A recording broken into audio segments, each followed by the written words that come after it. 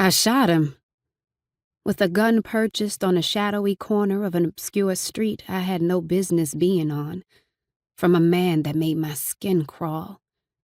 His eyes were burnished blacker than his clothes, reflecting the sparse street lights as he undressed me with his eyes. But he took my money and handed me a loaded gun that I took in trembling, gloved hands. And he didn't touch me, which was all I could really ask for. I waited for him at home, while my mama worked the night shift to support his sorry ass, and my basketball prodigy brother was at an away game overnight. I was supposed to be spending the night with a friend. Her mama was one of those that felt like if your kids partied at home, it was safer than in the streets. She thought nothing of letting us into her liquor cabinet, even into the good stuff, and she drank with us sometimes too. That night, I goaded her, implied she was old, so she'd drink with us and spill all her secrets about the men she screwed and used for money. While they were wrapped up in their story, I dropped a pill from the stash I found in the bathrooms months ago in each of their glasses.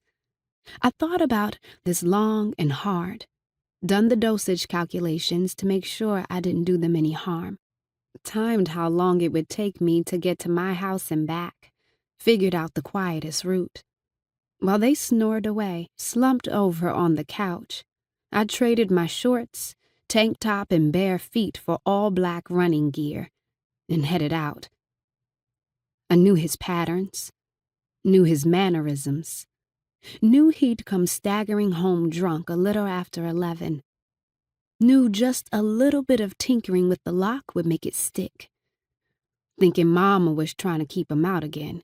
Knew he'd start yelling and beating on the door and making a whole bunch of noise that our useless neighbors were so accustomed to that it would go ignored.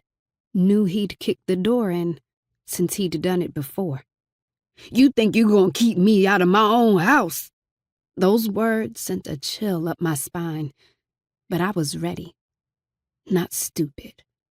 I didn't need him to know it was me or need him to know why. I didn't need to offer him a soliloquy, pour my heart out about the ways he failed my mother or brother or me. I just needed him gone. So I steadied my nerves, steadied my hands, and pulled the trigger, staggering back from the recoil. He dropped.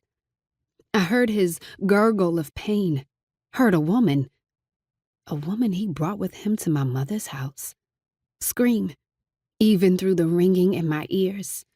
I aimed at him and pulled the trigger again, and suddenly it was like someone had stuffed my head with cotton. His wounded groans, his mistress's screams as she took off, my footsteps as I went the opposite way. Everything was muffled as I sprinted through the kitchen, through the back door I'd left open for this purpose.